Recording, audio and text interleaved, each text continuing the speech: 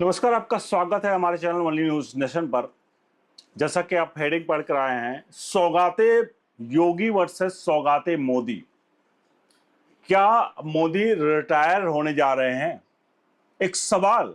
और आपने जो सौगाते मोदी वर्सेस सौगाते योगी देखा है, इस सौगाते मोदी में अब वो मुसलमान है जिसको ईद पर मोदी मिठाइयों से बड़ा बॉक्स, कपड़े और बहुत ढेर सारी चीजें मुसलमानों को गिफ्ट के लिए रैप पैक करवा करके उनको वितरित किया गया ईद पर।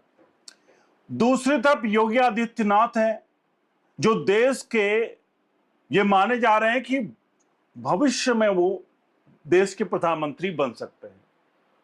तो योगी स्टाइल और मोदी स्टाइल दोनों में अब कितना फर्क है, और वाकई में क्या यही फर्क ये दर्शा रहा है कि मोदी अब रिटायर होने जा रहे हैं?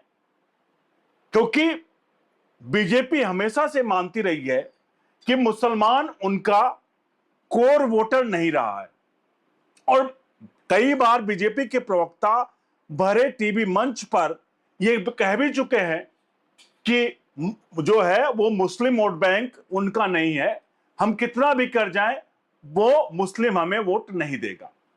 और अमूमन जब हम फील्ड में भी जाते हैं तो कई लोग इतना तक कह देते हैं कि ये कई मुस्लिम कि अगर मोदी मेरे घर में सोने के टाइल्स लगवा दे, मेरे घर को सोने का भी बना दे, तो भी हम बीजेपी को वोट कतई नहीं देंगे।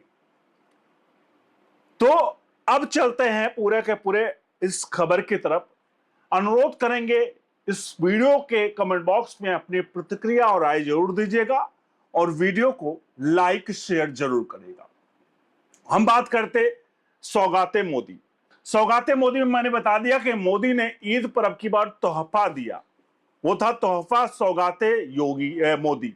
अब सौगाते योगी की बात कर लेते हैं।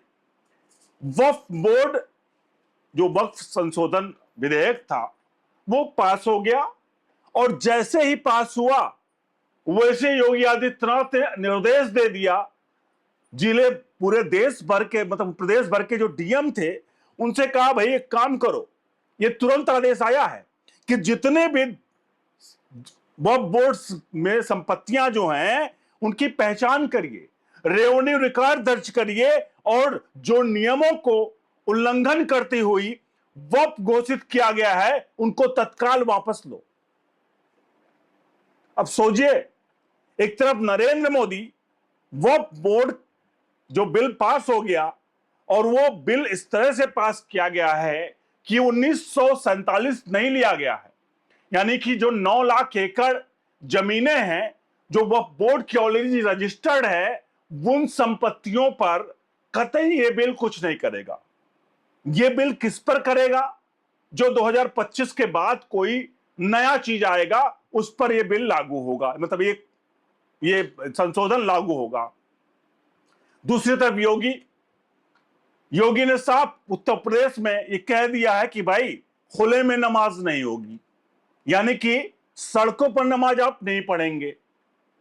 कहीं भी अगर नमाज पढ़नी है तो आप घर के अपने मस्जिद के अंदर पढ़िए या घर के अंदर पढ़िए। यहां तक ये कह दिया कि छतों पर भी नमाज नहीं होगी। अब लोगों ने कहा कि भाई छत पर नमाज क्यों नहीं होगी, क्योंकि मेरा छत है। तो योगी ने कह दिया कि भैया अगर छत पर नमाज होगी तो हमें शासन प्रशासन को आपकी सुरक्षा की चिंता है।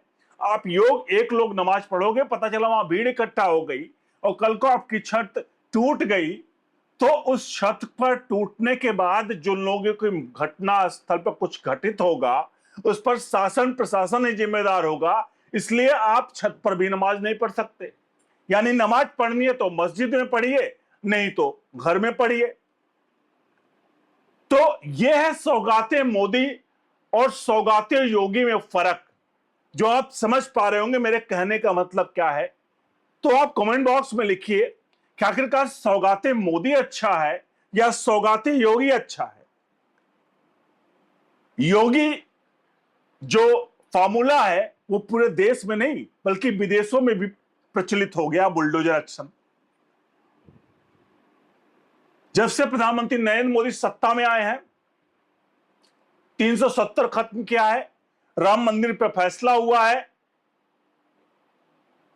ट्रिपल तलाक के लिए चीजें आई हैं, और ये वक्फ संशोधन बिल 11 साल सत्ता में आए हो गया और वो केंद्र में बैठे हुए हैं।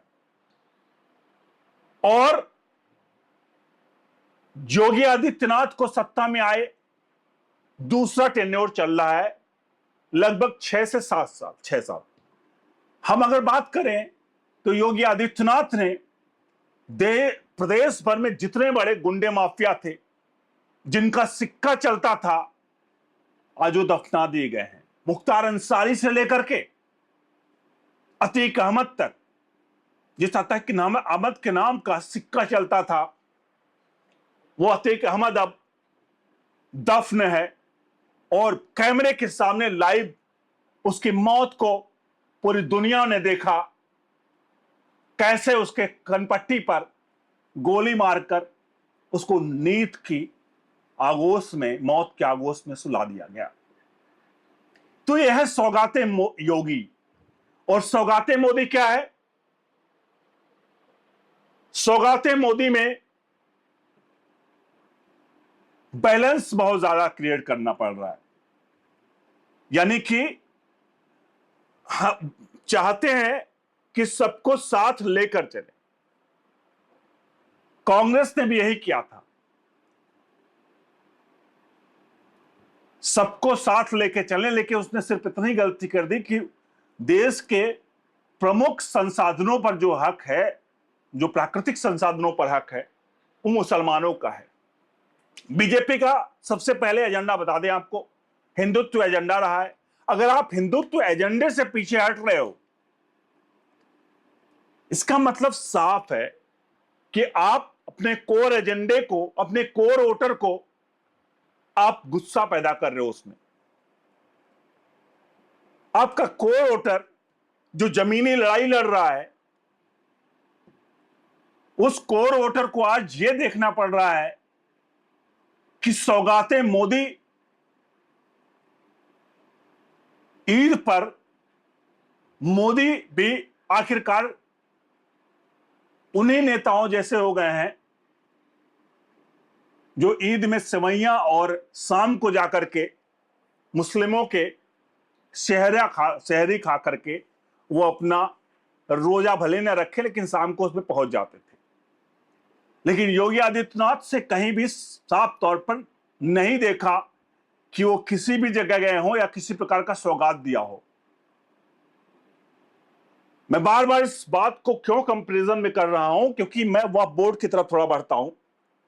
वक्फ बोर्ड जैसे ही ये बिल मतलब इसको अमेंडमेंट हुआ है, वैसे ही बता दूं आपको, मीडिया रिपोर्ट बता रही है कि यूपी में वक्फ बोर्ड की तरफ से संपत्तियों का जहां दावा किया गया था, उनमें ज्यादातर का कोई भी ऑफिशियल मौजूद नहीं है।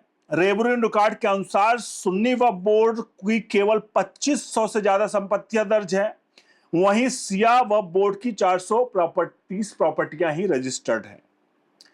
वहीं वक्फ बोर्ड के आंकड़े कुछ और कहते नजर आ रहे हैं। वक्फ के मुताबिक यह आंकड़े कहीं ज्यादा हैं। सुन्नी वक्फ बोर्ड के पास 1,24,355 प्रॉपर्टियां हैं और वक्फ बोर्ड की 7,785 संपत्तियां हैं।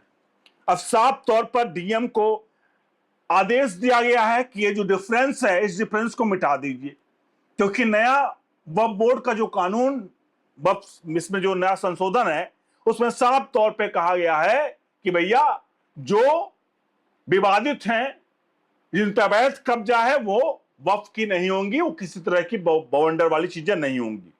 अब ऐसा भी कहा जा रहा है कि बड़े लेवल पर तालाब, खलिहान और ग्राम समाज की जमीनों को भी वक्फ घोषित कर दिया गया है। इसको सरकार की तरफ से पूरी तरह से अवैध माना गया है। अधिकारियों का कहना है कि केवल वही संपत्तियां वक्फ की मानी जाएंगी जो साफ तौर पर दान की गई होंगी। सरकार ने अपना रुख साफ कर दिया है, उत्तर प्रदेश सरकार ने, कि अवैध तरीके से घोषित की गई प्रॉपर्टी पर कानून के हिसाब से कार्रवाई होगी और दोषियों की जिम्मेदारी तय होगी।